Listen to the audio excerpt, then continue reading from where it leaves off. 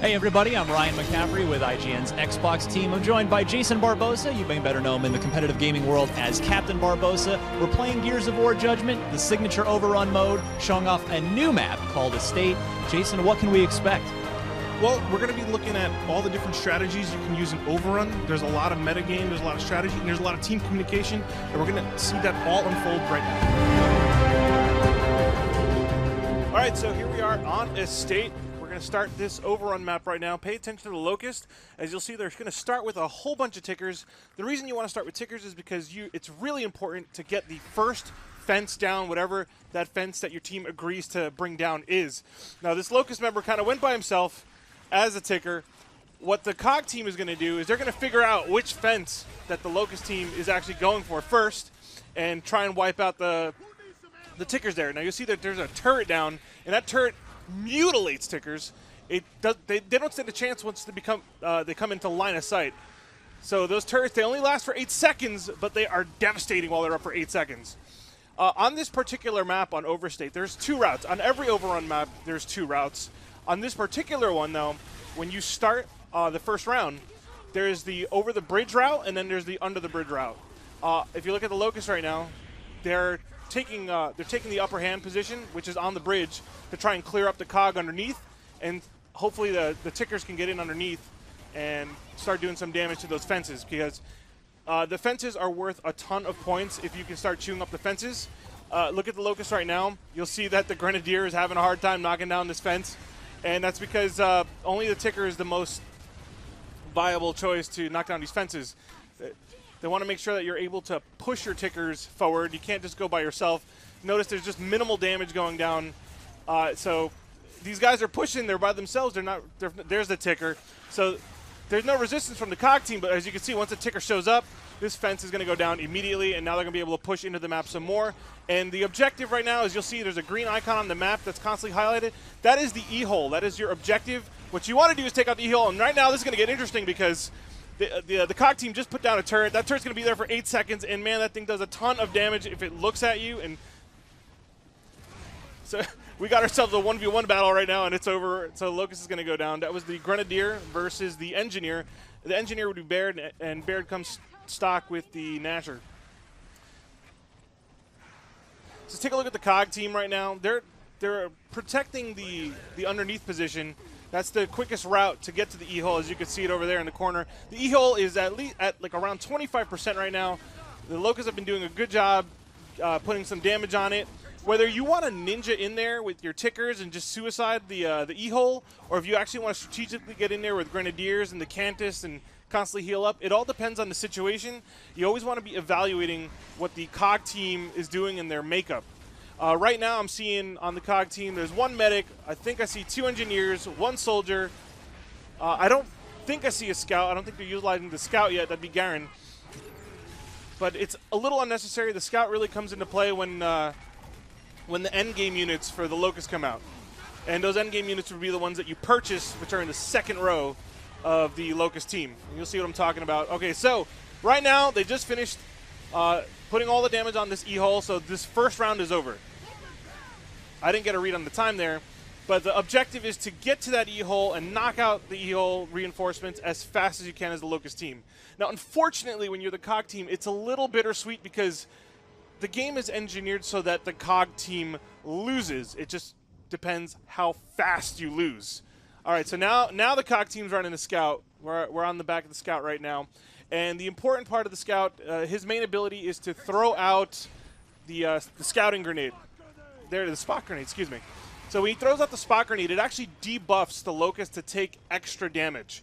So when those big Locusts start coming out, you're going to want to spot the big Locust and make sure that that debuff's on them so you can take them out quicker.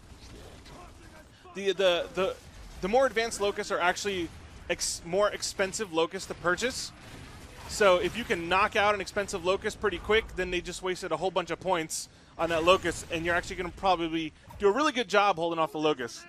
So now I'm looking at the COG team right now, and they're doing a great job holding off this push right now. The team is diverse. They got great turret placement, and the Locusts are just having a hard time figuring out where they're going to go in. Now let's go look at the Locust right now, and you'll see we're on the back of a Rager. Now the Rager special ability He just gets super large, super fast, and he could take a ton of damage. He's pretty much getting in there. He's got some time. It doesn't last forever, but he's just got some time to make some really big play. And once the rage is over, then, well, you know what? He's pretty squishy, and he just is out of commission. But the Rager is a great Locust. If you need to create a distraction, if you just need to push a little bit more, someone just get on the back of that Rager and do some damage and just cause some mayhem. Again, he's not the best for pushes. The best pusher is going to be your Mauler, which is the 3rd slot on the Locust team, because the Mauler has the shield. He could potentially take no damage from the COG team and get a good vantage point for your Locust team. Let's take a look at the COG team right now. I just want to show you guys that the Scout, it's only exclusive to the Scout, these vantage points. He's the only guy that can actually jump up and get these vantage points. He comes in with the Marksa, and that Marksa is pretty much, on other COGs, it's a 2-shot kill if it's body shots, but depending on the Locust, all the Locusts have different health bars. So I think I saw a triple shot right there. He's going to throw a spot grenade out. But on this map, on Estate, this is actually a really good spot because on every map, like I said, there's 2 lanes. And when you're at that vantage point that the Scout was at, you could see if it's left or if it's right. And you're going to want to make sure you communicate to your team what direction that the Locusts are focusing in on. If you're a smart Locust team, you'll send a distraction in one direction, but then you'll send your main fight in the other direction.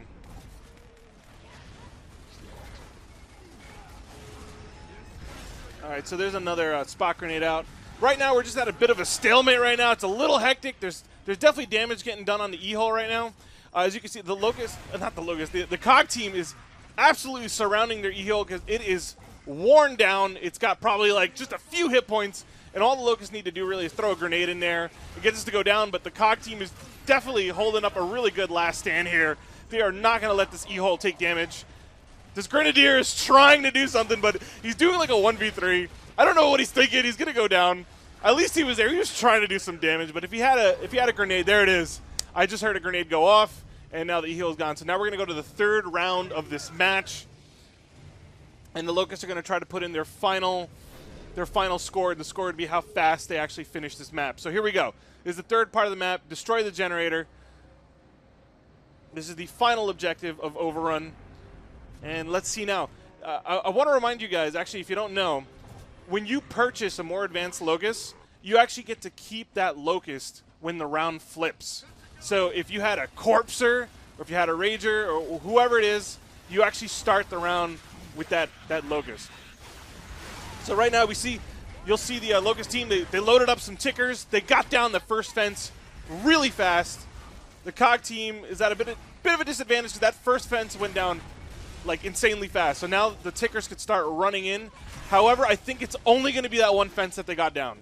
If you notice on the COG team, Sophia, your medic, she throws down those stim grenades, which is absolutely a blessing for the COG team, because when you're in one of those stim grenades, you're actually getting full health every frame that stim grenade is out. The only time you can get killed is if you get killed by a one-shot. That's the only time you're going to go down, if you're in stim grenades.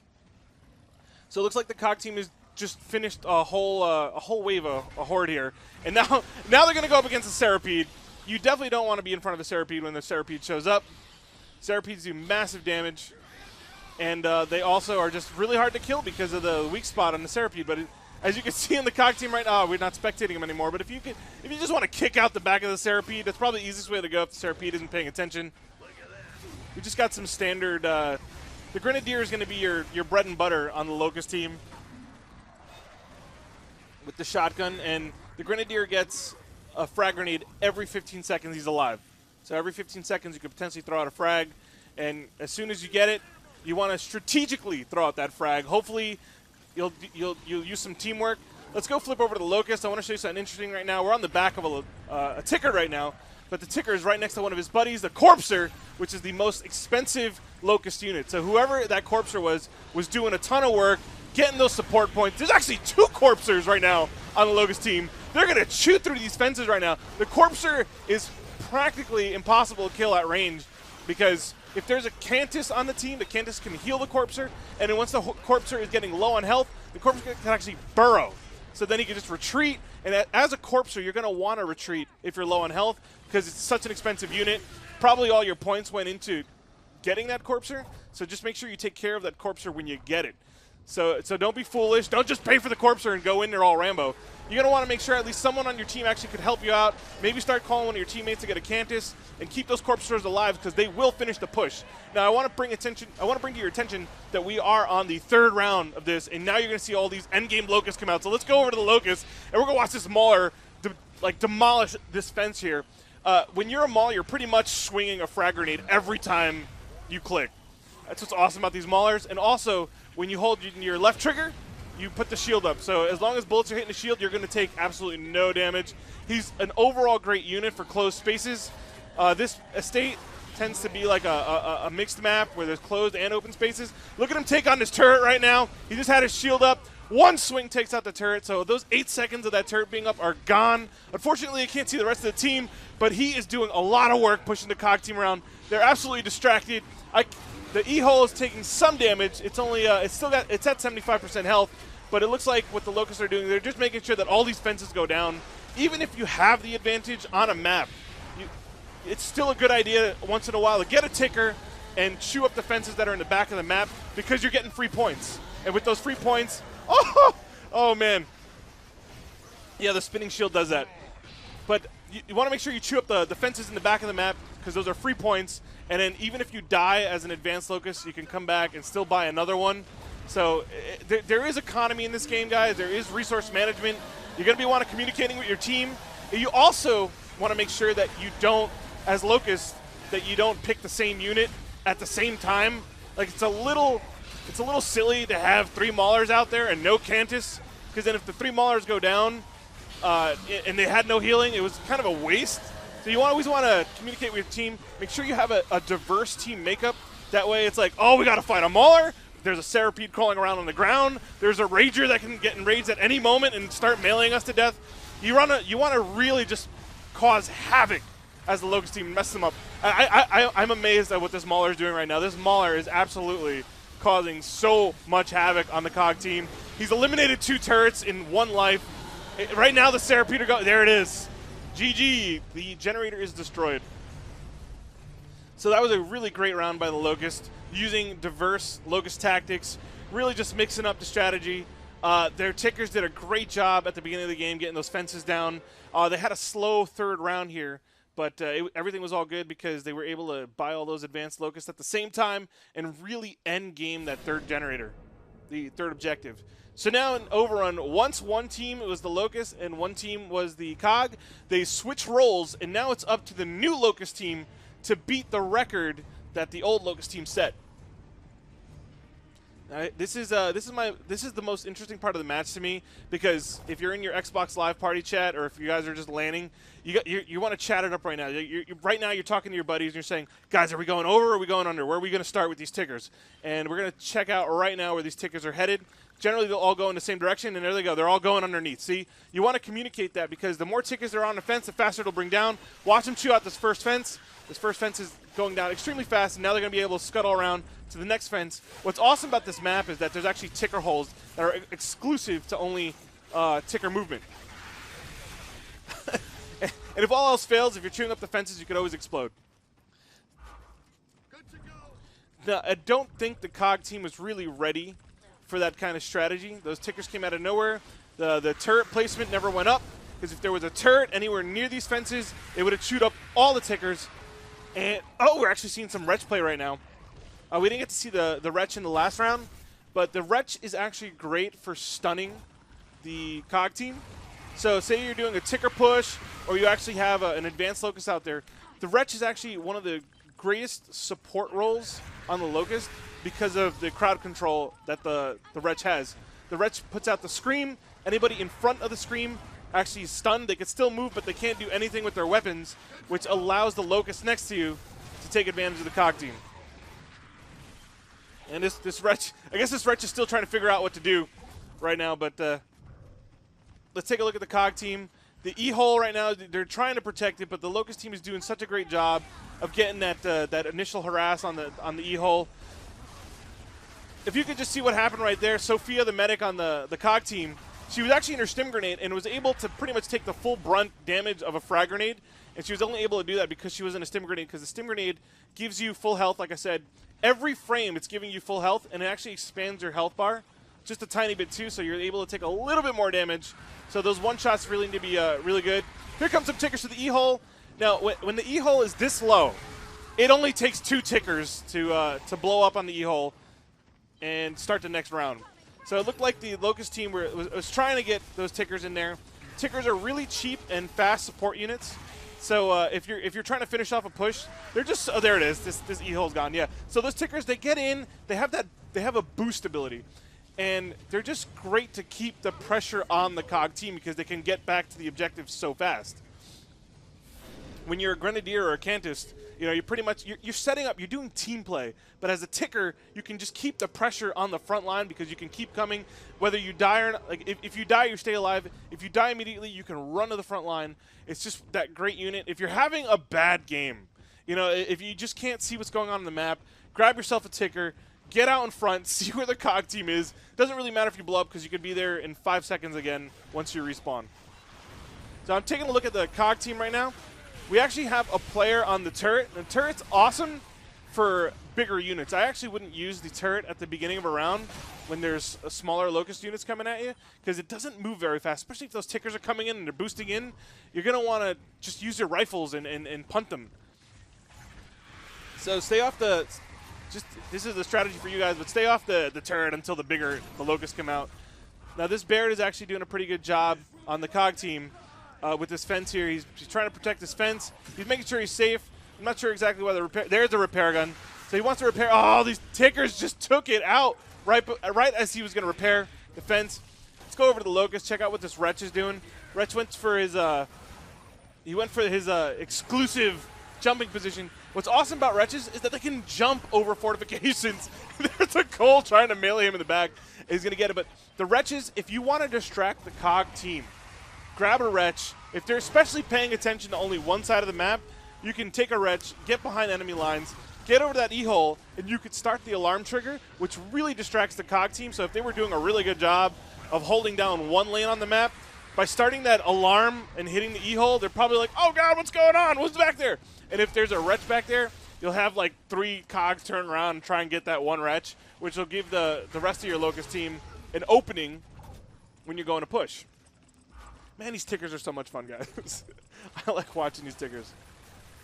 Let me see if this ticker actually finds one of the... oh, no. So the turret went up. He knows he doesn't stand a chance.